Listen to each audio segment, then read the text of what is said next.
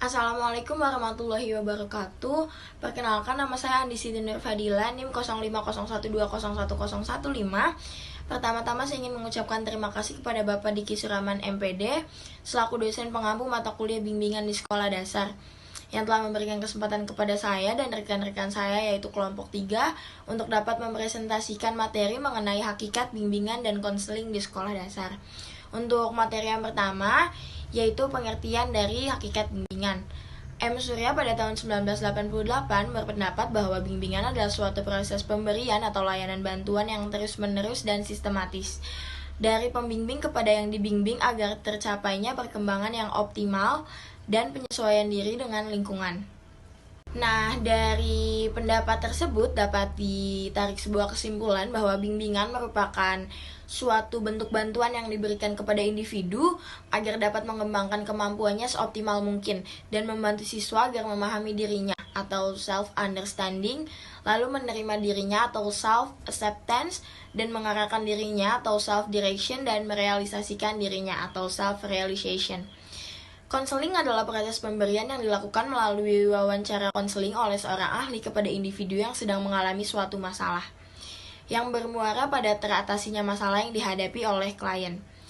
Konseling sendiri merupakan upaya bantuan yang diberikan kepada seseorang supaya dia memperoleh konsep diri dan kepercayaan dirinya sendiri, memanfaatkannya untuk memperbaiki tingkah lakunya pada masa yang akan datang. Dari pengertian tersebut dapat dirangkum ciri-ciri pokok konseling adalah yang pertama adanya bantuan dari seorang ahli, yang kedua proses pemberian bantuan dilakukan dengan wawancara konseling, dan bantuan diberikan kepada individu yang mengalami masalah agar memperoleh konsep diri dan kepercayaan diri dalam mengatasi masalah guna memperbaiki tingkah lakunya pada masa yang akan datang.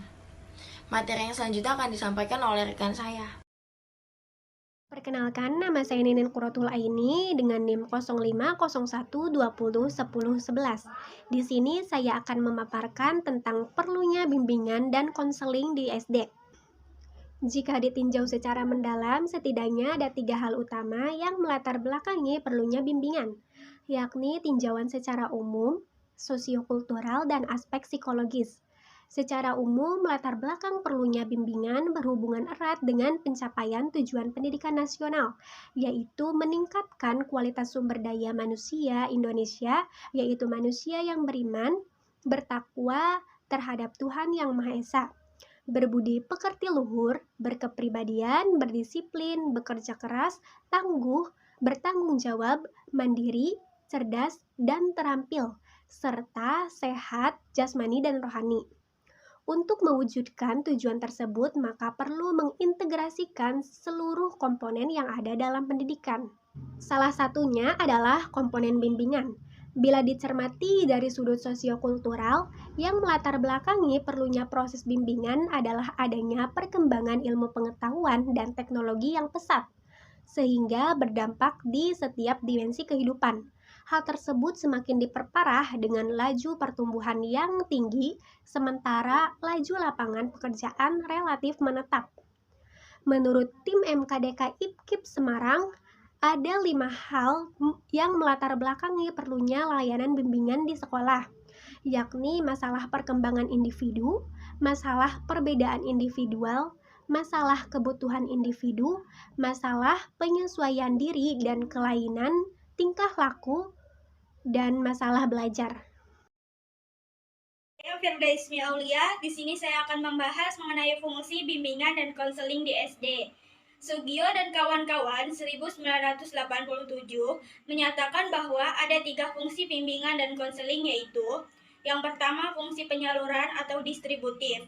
Fungsi penyaluran ialah fungsi bimbingan dalam membantu menyalurkan siswa-siswa dalam memilih program-program pendidikan yang ada di sekolah, memilih jurusan sekolah, memilih jenis sekolah lanjutan atau sambungan, ataupun lapangan kerja yang sesuai dengan bakat, minat, cita-cita, dan ciri-ciri kepribadiannya. Yang kedua, fungsi penyesuaian atau adjustif. Fungsi penyesuaian ialah fungsi bimbingan dalam membantu siswa untuk memperoleh penyesuaian pribadi yang sehat. Dalam berbagai teknik bimbingan, khususnya dalam teknik konseling, siswa dibantu menghadapi dan memecahkan masalah-masalah dan kesulitan-kesulitannya. Yang ketiga ada fungsi adaptasi atau adaptif. Fungsi adaptasi ialah fungsi bimbingan dalam rangka membantu staf sekolah, khususnya guru, dalam adaptasi program pengajaran dengan ciri khusus dan kebutuhan pribadi siswa. Assalamualaikum warahmatullahi wabarakatuh. Perkenalkan, nama saya Salsa Maulida Nur Mutafariko dengan NIM 0501201222. Di sini saya akan menjelaskan tentang prinsip-prinsip bimbingan konseling di sekolah dasar. Prinsip merupakan paduan hasil kegiatan teori dan telaah lapangan yang digunakan sebagai pedoman pelaksanaan sesuatu yang dimaksudkan oleh Prajno 1997.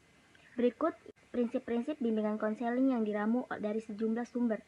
Yang pertama, sikap dan tingkah laku seseorang sebagai pencerminan dari segala kejiwaannya adalah unik dan ciri khas. Yang kedua, tiap individu mempunyai berbagai kebutuhan yang berbeda. Oleh karenanya, dalam memberikan bimbingan yang efektif, perlu memiliki teknik-teknik yang sesuai dengan perbedaan dan berbagai kebutuhan individu. Yang ketiga, bimbingan pada prinsipnya diarahkan pada suatu bantuan, sehingga pada akhirnya orang yang dibantu mampu menghadapi dan mengatasi kesulitannya sendiri. Yang keempat, dalam suatu proses bimbingan, orang yang dibimbing harus aktif dan banyak berinisiatif, karena proses bimbingan pada prinsipnya berpusat pada orang yang dibimbing. Yang kelima, prinsip pelimpahan dalam bimbingan perlu dilakukan. Ini terjadi apabila masalah yang timbul tidak dapat diselesaikan oleh sekolah atau guru bimbingan. Untuk menangani masalah tersebut, perlu diserahkan kepada petugas atau lembaga lain yang lebih ahli. Yang keenam, pada tahap awal bimbingan, pada prinsipnya dimulai dengan kegiatan identifikasi kebutuhan dan kesulitan-kesulitan yang dialami individu yang dibimbing. Yang ketujuh, ada proses bimbingan pada prinsipnya dilaksanakan secara fleksibel. Yang kedelapan, program bimbingan dan konseling di sekolah harus sejalan dengan program pendidikan pada sekolah yang bersangkutan. Yang kesembilan, pelaksanaan program bimbingan dan konseling di sekolah hendaklah dipimpin oleh seorang konselor atau guru yang benar-benar memiliki keahlian dalam bidang bimbingan. Dan terakhir, yang ke-10, ada program bimbingan dan konseling di sekolah hendaknya senantiasa dievaluasi secara teratur. Aulia, di sini saya akan menjelaskan tentang kegiatan BK dalam kurikulum berbasis kompetensi berdasarkan pedoman kurikulum berbasis kompetensi bidang bimbingan konseling tahun 2004. Dinyatakan bahwa kerangka kerja layanan BK dikembangkan dalam suatu program BK, antara lain yang pertama, layanan bimbingan dasar yang bertujuan untuk seluruh siswa mengembangkan perilaku dan keterampilan-keterampilan hidup yang mengacu pada tugas-tugas perkembangan siswa SD. Yang kedua, layanan responsif adalah layanan bimbingan yang bertujuan untuk membantu memenuhi kebutuhan yang dirasakan sangat penting oleh peserta didik saat ini. Layanan ini bersifat preventif atau mungkin kuratif. Yang ketiga, layanan perencanaan individual adalah layanan bimbingan yang membantu seluruh peserta didik dan mengimplementasikan rencana-rencana pendidikan, karir, kehidupan sosial, dan pribadinya. Yang keempat, dukungan sistem adalah kegiatan-kegiatan manajemen yang bertujuan memantapkan, memelihara, dan meningkatkan program bimbingan secara menyeluruh.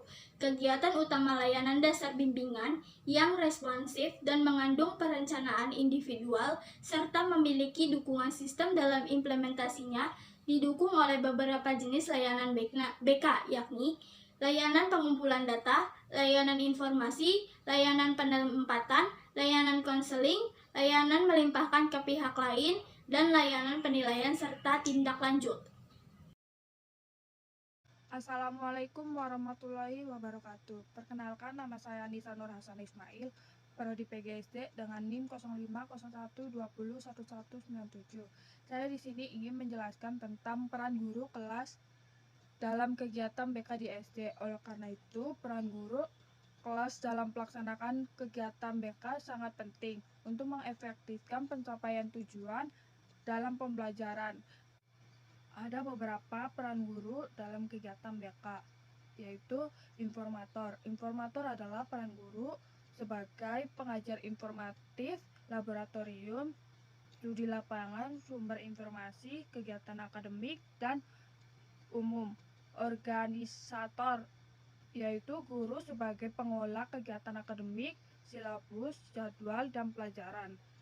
Motivator, yaitu guru harus mampu merangsang dan memberikan dorongan, serta menguatkan untuk mendinamiskan potensi siswa, menumbuhkan swadaya, aktivitas, dan daya cipta kreativitas sehingga terjadi dinamika dalam proses belajar mengajar. Guru harus dapat membimbing dan mengarahkan kegiatan siswa sesuai dengan tujuan yang dicita-citakan. Inisiator adalah guru sebagai pencetus ide dalam proses belajar mengajar. Transmitter, guru bertindak selaku penyabar kebijaksanaan dalam pendidikan dan pengetahuan. Fasilitator, guru memberikan fasilitas atau kemudahan dalam proses belajar mengajar. Mediator, yaitu guru sebagai penengah dalam kegiatan siswa belajar. Evaluator adalah guru yang mempunyai otoritas untuk menilai siswa dalam presentasi peserta didik dalam bidang akademik maupun tingkah lakunya sosial, sehingga dapat menentukan bagaimana keberhasilan anak didiknya. Assalamualaikum warahmatullahi wabarakatuh. Perkenalkan, nama saya Siti Alimah dengan NIM 050 120 12 16. Baik, pemaparan selanjutnya yaitu mengenai peran orang tua dalam bimbingan dan konseling di SD. Peran orang tua dalam bimbingan dan konseling tidak dapat dilepas dari peranan guru dalam hal yang sama, mengingat peran dari kedua subjek tersebut bermuara pada tujuan yang sama, yaitu tercapainya perkembangan individu siswa secara optimal. Dengan kata lain, ada hubungan peran kuat di antara orang tua dan guru dalam bimbingan dan konseling di SD. Peran yang sebaiknya dilakukan oleh orang tua siswa dalam bimbingan dan konseling di SD meliputi: yang pertama, mengadakan konsultasi dengan guru tentang anak. Yang kedua, memberikan balikan kepada guru tentang anak. Yang ketiga, menjadi sumber belajar jika diperlukan. Yang keempat, memberikan informasi tentang bimbingan anak. Yang kelima, mengatur jadwal belajar anak. Yang keenam, mengetahui kondisi lingkungan sekolah dan lingkungan sekitar. Yang ketujuh, berdialog dengan anak. Yang kedelapan, memberi ganjaran atau balikan kepada anak. Yang kesembilan, memberi bantuan atau dukungan yang dibutuhkan oleh anak. Yang kesepuluh, mengembangkan kebiasaan belajar yang baik. Yang kesebelas, berupaya memenuhi perlengkapan belajar. Yang ke-12, menerima dan menghargai individualitas anak. Yang ke-13, memperlakukan anak sesuai dengan norma sosial. Hal-hal yang perlu diperhatikan atau digarisbawahi oleh orang tua siswa di dalam bekerja sama dengan seorang guru siswa. Tidak bisa salah satu pihak bersifat mendominasi, merasa lebih baik atau lebih unggul. Sekian pemaparan yang dapat kelompok kami sampaikan. Kurang lebihnya mohon maaf. Wabillahi taufiq wal hidayah. Wassalamualaikum warahmatullahi wabarakatuh.